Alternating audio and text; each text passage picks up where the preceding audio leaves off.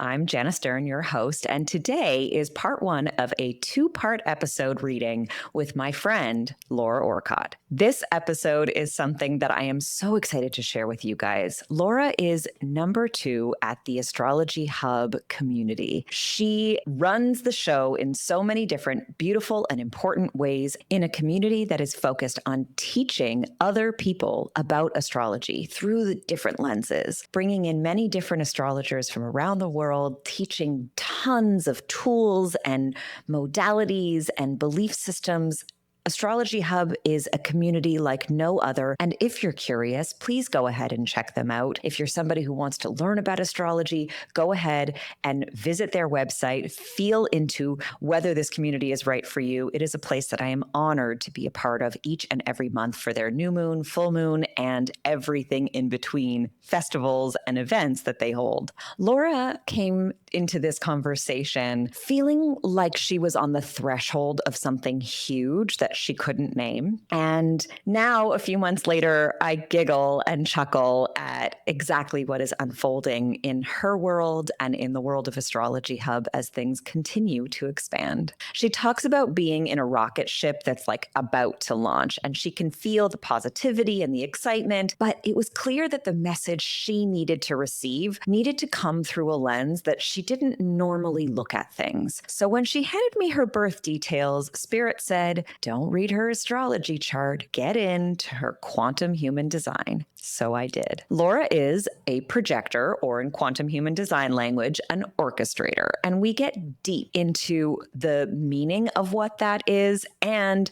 how exactly that's manifesting specifically in her life. Any good projector, myself included, knows that you spend a lifetime being projected upon. Sometimes this is wonderful, and other times it has real serious challenges. And we talk a little bit about some of the ways that particularly women in her life, but everybody really, can project and create a bit of a quiet confusion of sorts, a differentiation between how you are perceived and who you feel yourself to be. And oftentimes, as a projector, one can feel quite misunderstood. Laura is not somebody who has trouble figuring out what her signal feels like, what her messages from the universe sound like. The main thing that came through right from the beginning is that Laura did not have a full comprehension of the size of the impact her projector energy field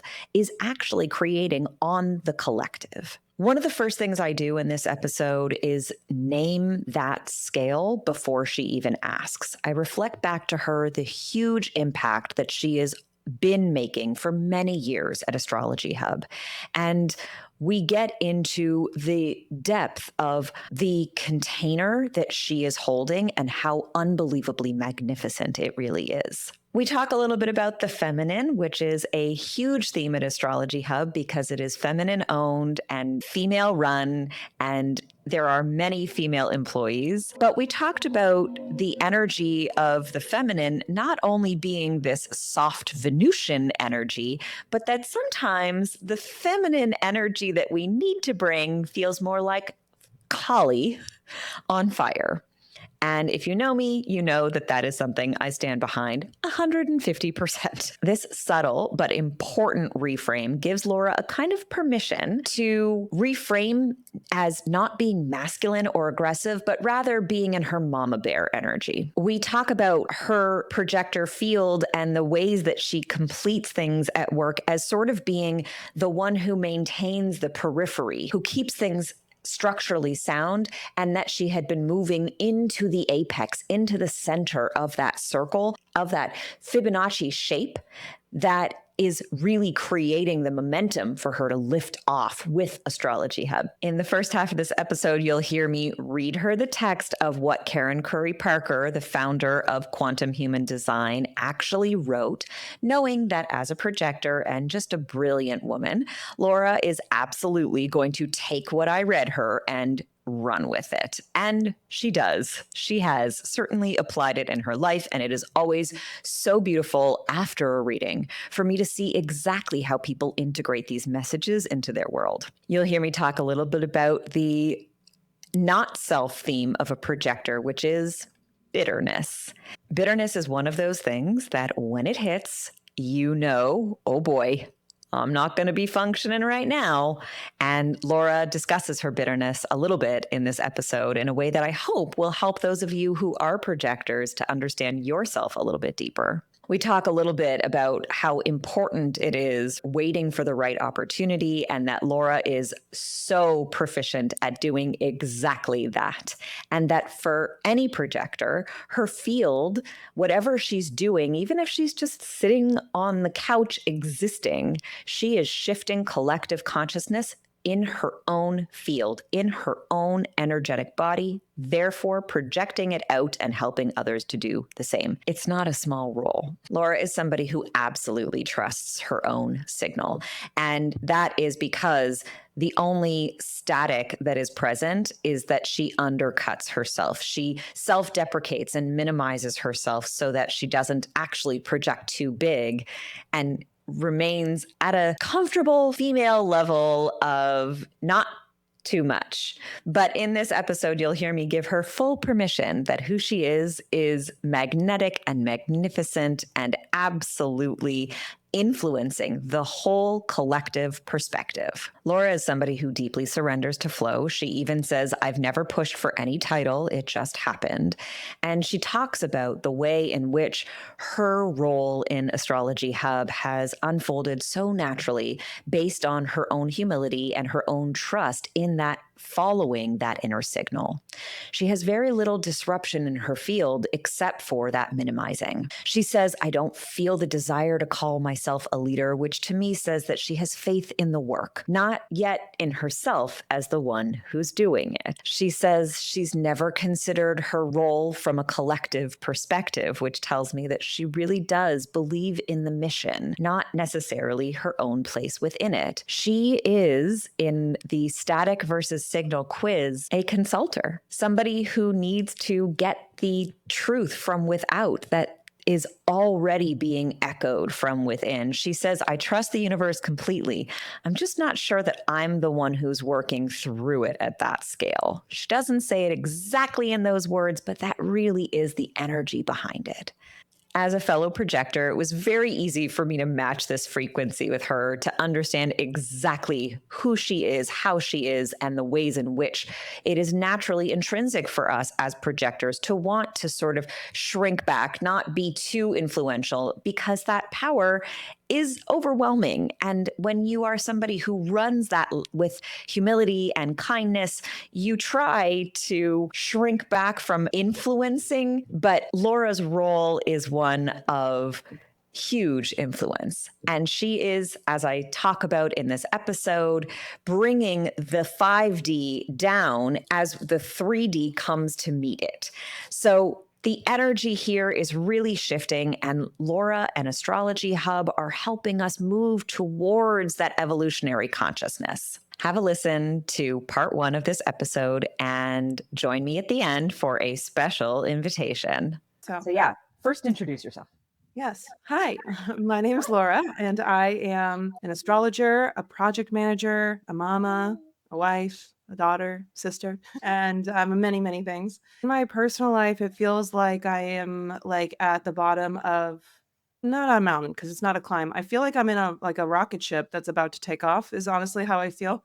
Like I feel like on the threshold of something that I can't quite name. And we know the astrology tells us that this is a common feeling, but I do feel like both in my personal life, my professional life, I'm on the brink of something and I don't really know what it is. I'm observing outside of my four walls, obviously the world going mad, not being able to trust what's real.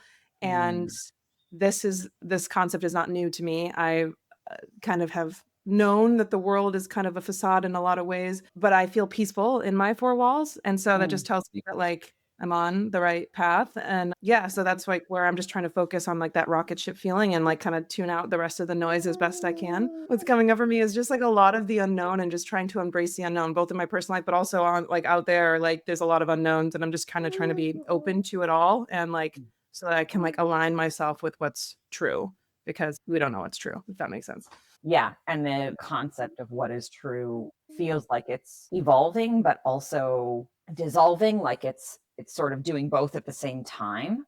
Yeah, it definitely feels like you feel like you have a handle on it and then it dissolves into something else, and that, you know what I Mm. mean? The truth is just not, it's very fluid right now. And that's why I'm not trying to like attach myself or like try to really even like figure out what is it that I'm on the brink of, because I think it could still evolve, it could still dissolve, it could still transform. And so I'm just trying to like, yeah, not try to grasp too much with anything. Does it have a sensation, or does it have a specific frequency of whatever this thing is that you're on the brink of? It feels positive. Like Sure. it feels really it doesn't feel scary. Like I'm not afraid of it. I'm like, bring it on is like the Mhm, frequency mhm. I would say.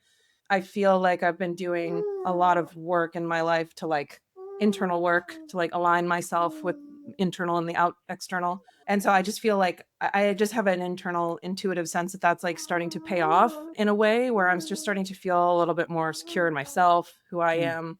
So like the mhm. frequency of it is like it's exciting. I'm like bring it on. And I feel the same way about my husband too, my partner. Like it feels like we're both on like the brink of something big. And so it just feels like this is like a exciting, whatever's going to happen, exciting thing for our family. I love that. Yeah. And how about professionally? What's cooking in that direction, and does it feel as expansive and positive and good? Yeah, it feels really exciting. Mhm. So professionally, like it's so funny. Like this is just gonna be a bit of astro nerd. I don't know if you know the Dasha system with Adam Summer. He taught that Yes. class. Yeah, yeah, yeah, yeah, yeah. I am moving out of Saturn and into Mercury. Lucky And you, I like just entered Saturn. yeah, I can tell you about that. So, like, I know from that perspective, I'm entering like a lighter aspect of life. And so, Sure. professionally, how this is showing up is like I'm now hosting the podcast more and being more forward facing. Mercury. I will be teaching a class with Astrology Hub in the fall. This is like, you know, we're just starting talking about this, but like we are creating our actual own foundations class for like real newbies, like not Rick Levine foundations, but like you've never done it Yeah. before. This is So how you like count. I've been like watching the memes and I'm into astrology, but I don't even know what the hell it all means. Right, and Rick Levine is still even his foundations is too above. So I feel like Mm, professionally, I'm gonna be more outward facing, mm, and it's, like, coming at divine timing too because I do feel like I'm more secure in what I have to share and mm, what I can teach and my skills and all of these things, and so mhm. I feel like that's where I feel it the most, and I don't know if it's because my moon's in the 10th house, and so I'm just super attached to, like, the work I do in the world, but, like, that feels like the launch like the professional life feels like the launch pad for this rocket ship that I'm about to and I feel like it encompasses a lot of parts of my life, but professionally feels like the most exciting for me right now because we're in a really great position to launch the rocket ship, if you know what I mean. If collectively, planetarily, we are all on a fleet of rocket ships, Astrology Hub feels like it leads the charge of that fleet in a lot of ways. Mhm. And so you and I have had this conversation. And if you guys listen to my old podcast, I'm really into that stuff. You can hear me talk about this with you in that episode. But yeah, there is this, I want to say, like, new earth leadership that you both embody in this way that is maternal and loving. And also, I was talking about this the other day about how, feminine power is not this soft Venusian energy all of the time. Sometimes it's the energy of Kali. Sometimes it's the energy of like, fire and transformation and like if somebody comes for your cub, you'll fuck them up. Mama bear, yeah. That's Mhm. right. And so, there is sort of this overarching feeling that you and Amanda both hold that is so protected as we kind of encounter what that galactic federation is teaching us, whatever the 5D consciousness is, as we kind of, I've been saying, we're rising up into it and it's coming down to us, which is why we're having this 4-dimensional battle of consciousness and Mhm. war and all these other things. And so, but you guys are really holding a frequency in the 5 that's like, it's safe to arrive here. It's safe to get in your rocket ship and go. I feel like there's also this energy, and we've talked about this also, you and I, that there is a vibration of Amanda stepping into something next, right? She's been the face, but in order for her to like, you know, really guide the ship, she sort of needs to break away a little bit, right? It's like when you actually watch a rocket launch, parts need to fall and then the big thing goes forward. And she does need to sort of break off and get further, into whatever that thing is, so that the rest of the crew and the team and the people who follow can arrive, because she needs to get there first, obviously. But what's been clear for me in regards to you, almost since the moment that I met you, I was like, oh boy, I don't think you recognize just how much your presence and your own vibration also gets to that place, like as number two, as the second one on the moon, so to speak. And that there is, if Amanda gets there first, and it's not a race, it's not a competition, it's just that she's been leading this charge for a very long time. The wisdom and the knowledge that you hold, which we're going to talk about, is like, without your wisdom and your knowledge, the rest of the team and the rest of the troops don't arrive.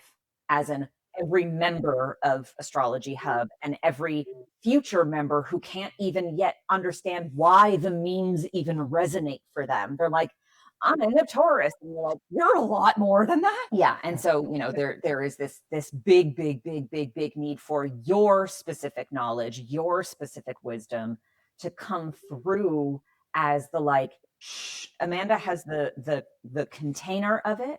And now it's almost like energetically what they're showing me is that you're going around the periphery of the container and fortifying it, making sure that every single post around it is foundationally stable. And that has been your job, is making sure that this thing doesn't fall over and that thing doesn't fall over, and we're held up over here, and this thing over here is also supported. And now that it feels, and correct me if I'm wrong, now that it feels like a lot of those posts are well stabilized, even though, of course, there's always going to be a need to send a guy or a girl to go and reinforce something just in case, it feels like now you're moving, like you've been sort of moving like this in a circle, but now you're moving in this opposite of Fibonacci into the apex, into the center. And that's the place that you come up from. Are you with me on it? Yeah, no, it makes a lot of sense. I mean, that has been my job at Astrology Hub, like, just like to like make sure things run smoothly. So like it going around the circle, and like it also feels like the said circle, it does feel like sometimes we're spinning our wheels and we're just like doing it, and we're like trying, we're working, we're grinding, we're stuff, but like it does feel like we're getting like tighter and tighter and tighter and tighter. Like it feel like we all feel the momentum building, and it feels good. So I wanted to look today. Of course, I'm going to look at your astrology, but I really wanted to look into your human design. Have you ever read your human design? I know I'm a projector. You That's are a it. projector. Do you know what that means to be a projector? Are you aware of the intensity of that force? No, I've only known what I've been told. Amanda always says you're a projector, so I have to ask you directly, what do you think, or else you won't tell me, like that type of thing. And that I don't generate my own energy, which I don't ever understand that. But and I know, and I don't necessarily ever really resonated with that, so I don't know if I understand it properly. But that's really all I know about being a projector. Yeah.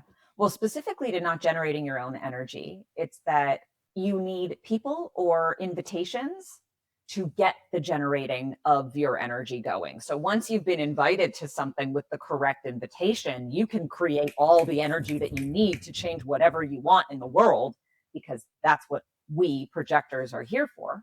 But also that you are processing the collective energy, the collective frequency of everybody and everything by literally doing nothing. So my teacher, Karen Curry Parker, she has taken the language of human design, which was, when it was channeled by Ra Uru, it was speaking to the not self. And he said that. He was like, I am speaking to this lower, denser frequency, this vibration that is not who you are, but it's what's coming through as I blend these, the astrology, the Kabbalah, the I Ching, and the chakra system. What came through him was this awareness that we are not in ourselves, and he needed to kind of, hello, this is not you. Wake up. This is how you know that you're not you. Karen, who worked under him for many years and worked with him, and then went her own way, took the language of human design and literally sat with a thesaurus, because she's a badass,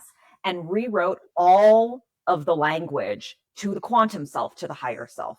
And so I have her encyclopedia, and we're going to tap in with this a little bit. And I'm going to read a little bit to you about what I see in your chart, about some of the bigger overarching. But then I want to get into what that means for you. So, projectors, by just literally existing, just your feeling and thinking and processing of reality is enough to be like, okay, I'm changing the whole landscape of what it is to exist on this planet. Because your projector field can create an entire new projection of reality, right? Everything in reality is just a projection.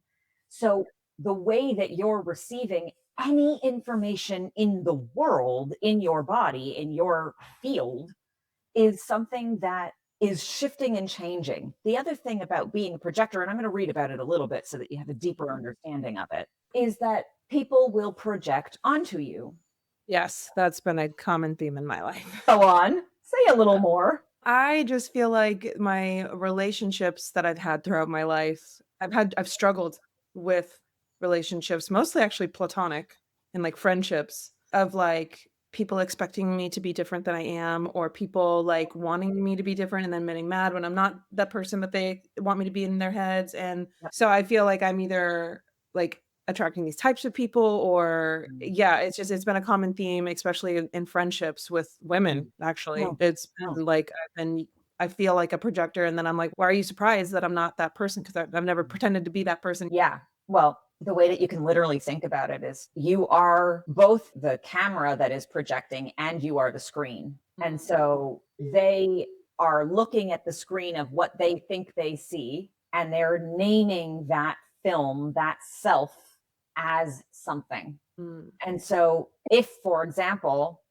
as a projector, one of the things that people project onto me is that I'm strong. It's not untrue. There are parts of me that are very strong, and there are parts of me that are incredibly fragile. Yeah. And depending on the film you're watching, the experience that you're experiencing of me, and the thing you need me to be in order to feel good about what you're receiving from me, about what you're watching, you're either going to determine that is a strong person and project it onto me. Even if I'm feeling not strong, it's going to crumble your whole reality, because that film that you're used to watching, that observation of me, falls into a particular bucket, but I'm not the bucket. I'm the screen, and I'm the film. I'm also the light that's filtering through, creating the film, right? And so you see how big the job is through that lens. Yeah. Yeah. Yeah. That makes sense. Yeah. What's coming up? Yeah, I think what's coming up is that I think inside of me too, there's always been like a fear of being perceived.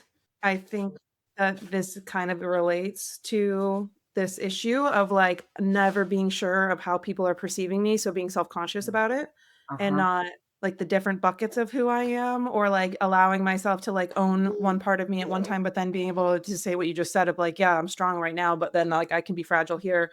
And so I think sometimes people feel like I'm putting on airs or something, because I'm just like, but really I'm confused about how people are perceiving me, because it seems like people perceive me differently than I perceive myself. I'm going to give you a little nugget, and it is that it is not your business what other people perceive about you. Totally. And Like, I'm really coming and truly, like, there are going to be people, particularly as you continue on this ascension, there are going to be people who are going to see you as this great forward thinking leader who's leading us into the future, who has this deep wisdom. And you do, and you are. And you're going to be a person for the whole time. And projectors are actually here to create the new world. And in Karen's language, she doesn't call them projectors, she calls us orchestrators. I like that better. Yes, you're like, I'm not fucking projecting anything. I'm just orchestrating. Why do you go this way? Okay, I'm going to read to you. So, the spiritual purpose of the orchestrator is that we are here to anchor the energetic template of what we are here to create, and to align the energy of the world and heal the planet's energy. No pressure. Yeah, no pressure at all. Although it's funny, in an intuitive sense, I do feel this The feel accuracy.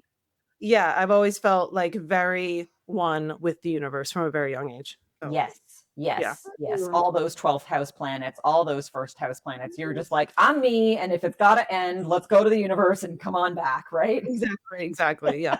The quantum purpose of a projector or orchestrator is to hold the energy template of what is to come and clear the vibration of collective consciousness, allowing for sometimes the film to shut off and just observe what that clear screen is. Clear it, like wipe down the eraser board. What else? Let's start over. Not that thought, not that way, not that thinking, not that loop, not that crazy, not that system, not that whatever it is, this other system, this other way of looking at things, this other thing, right? And so, yeah, something's coming through. Well, it's just like when I think about what I've done at Astrology Hub, like that feels real relevant in terms of my strength. And I like invented a whole new project management system that we now do today. And it's super Aquarian too. It's like not like a top down like org structure like we were building. It's like Katie on the team described it as like we're all like nodes on a machine that Whoa. have their like and we all plug into the system. Like this was divine in its orchestration. It's And all over me. I know I'm getting goosebumps as well. Yeah. Yeah, I can feel it. And it feels, you're right, imperative. Yeah. Yeah. Yeah. The emotional theme is bitterness. Sorry to do that while you were drinking. Say more. What do you mean? Oh, I'm about to. I'm gonna read on, and this is a bit longer, so be with me. The orchestrator plays a very special role in the world. They carry knowledge, insights, and wisdom that have the potential to transform and improve the way that we build the world. They process and work with energy, and as such, intuitively understand how energy works and energy flows. This awareness gives them insights into how to translate the world's energy into form. The orchestrator's internal energy and wisdom are activated through recognition and invitation. They need to be seen and valued to be heard and to be able to transmit their wisdom effectively. Energy is of a premium for the orchestrator because they rely on the trajectory of the creative process of others to best serve the world.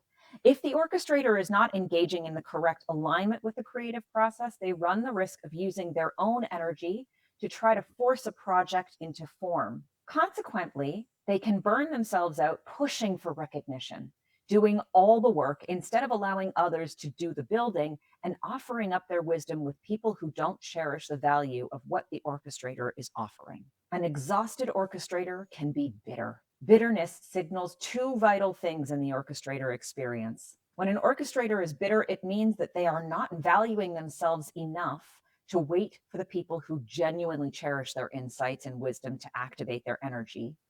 Or it can mean that the orchestrator requires rest. When an orchestrator is not valuing their own wisdom, they can be so thirsty for an opportunity that they drink from every cup handed to them. Drinking from the wrong cup can be poisonous to the energy of the orchestrator and can leave them feeling exhausted and bitter. When an orchestrator waits for the right opportunity and recognition, their energy is unlocked and amplified, and their ability to lead and guide is purposeful and valuable. The optimal expression: the awakened orchestrator nurtures and cares for their mind, body, and spirit with great deliberation. They understand that timing and waiting work in their favor, and they use the time between activations to rest and restore their energy. An awakened orchestrator knows their value, and they stand in their value with the awareness that what they have to give will only serve its purpose if they share it with the right people at the right time. They recognize that timing is not about their personal value, but about the readiness and the timing of the opportunity. They trust in right timing and understand that when the timing is right and the value is correctly placed, the right opportunity will reveal itself. The orchestrator that values themselves and properly harnesses their energy is aware that they are most impactful when they share their knowledge and wisdom and do not necessarily have to do the physical work of bringing a creation into form. They allow others to do the work, and they manage, guide, and delegate accordingly to conserve and use their energy effectively. The unbalanced orchestrator desperately seeks recognition and attention to try to manipulate and facilitate an invitation or an opportunity. This effort to be seen, heard, and invited can cause the orchestrator to burn themselves out. The unbalanced orchestrator, in their excitement and eagerness to see the end results of their creation, can sometimes end up doing all the work if they forget the true nature of their unique role in the world. The lesson and the challenge is to learn to value themselves and their wisdom enough to wait for the right opportunity to share their knowledge and their insights. To facilitate the correct experiences that reflect their value, the orchestrator needs to maintain a high sense of self-worth and cultivate their energy by resting and replenishing themselves to be sustainable. That hits. Go on. There was a time in my life where it was, of course, during my Saturn return that I really unhappy in my career for pre-Astrology Hub. Sure. And I was not being valued for what I had to offer at my job. They didn't see what I had to offer at all. I remember like it was like a no-brainer for me to get a promotion that they didn't give me. They hired someone outside and it was just like a blow for me at the time. And so I started looking elsewhere, like this has got to be more to life. Like it felt like a cheese grinder to my soul. Yeah. And so I started interviewing around and it was the first time in my life where I like turned down job opportunities because it just didn't feel exciting for my soul. I was just like, this isn't it. Like this isn't it. And it was the first time that I, like, had the balls to really, like, wait for any opportunity or, like, wait for something to feel right. It wasn't until I said no to a few things that the opportunity with Astrology Hub came to be. And, yeah, I feel like with Astrology Hub, also, like, waiting for the opportunity, like, there's been a lot of I've seen a lot of people come and go at Astrology Hub that wanna kind of ride the coattails to, like, launch their own kind of career, and then they get burned, they get resentful, and I've been like, there's been plenty of people who told me, "Oh, Laura, you should be podcast host or a featured astrologer like way before 6 years in," you know what I mean? But like, I never really like paid any mind to that because I'm just like, I'm here to be of service to this. I believe like there's something here for me that like tickles my brain that like I'm just in service to. And so even, like, with Astrology Hub, like, waiting for the, like, organic opportunities and you're like, when it feels right, like, I've never really pushed for any title or anything, it's just kinda, like, happened organically. Yeah, so, like, I don't know, I've had that experience of, like, "Oh, yeah, what happens when I wait and what doors open?" And then, Amanda and has truly seen what I have to offer, and now I have learned I have a great team under me that does a lot of the work that I can orchestrate, I can rise above because pretty much every role my Mars in Capricorn loves to do the work. Like, it loves to, Sure. like, get things done, and I still get Sure. things done, but, like, maybe, like, this past couple years have been the first time where I feel like I've, like, kind of risen above, like, being so in the business that I can't, like, oversee the business, you know? So, yeah, I feel like I am, like, coming out the other side of this, like a projector awakening, but, like, having that full experience of what that other side looks like versus, Mm. like, the cheese grinder to my soul side. Sure.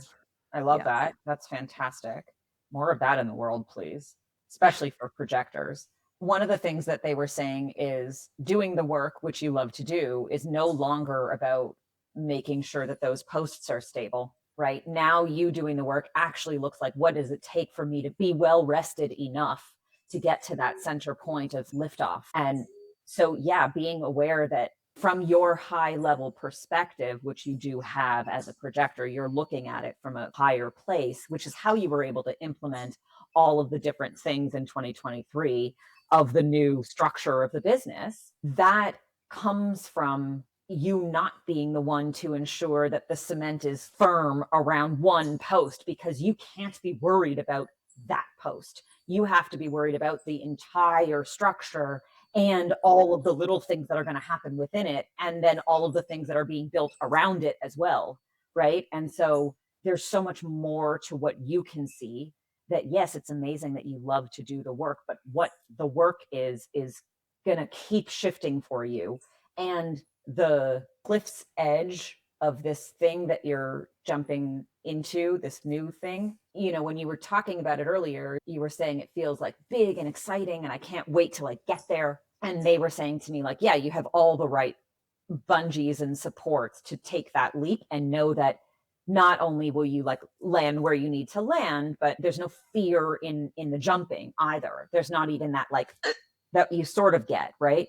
And that is because you have allowed for all of the people on your team to be the cords to be the supports to let you jump. Do you know what I'm saying? Mhm. Totally, yeah, the first time not only the team that we have, but also like the project management system that we have like allows me to feel good about like leaving those posts and like they're covered, they got it. And it's Right. like probably the first time ever at Astrology Hub anyway that I felt that way. So amazing. As you can see, we go quite deep in this episode, and there is a part 2 coming next week that I'm sure you're going to enjoy, where we get deep into her chart and the specifics of the different channels and gates that are present for her and all the different ways that she is able to show up as Laura in this lifetime. I hope that you enjoyed part 1.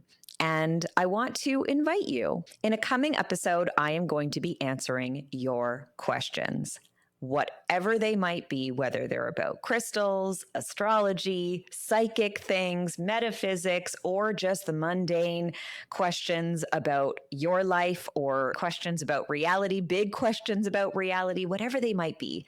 Go ahead and comment them below, leave them in the chats on whatever platform you are listening, and stick around because in a couple of weeks, I'm going to be answering your questions. So if you've had questions for a psychic, this is your chance. Thank you so much for listening to part 1 of this episode with Laura. I am so grateful, and I will see you next time.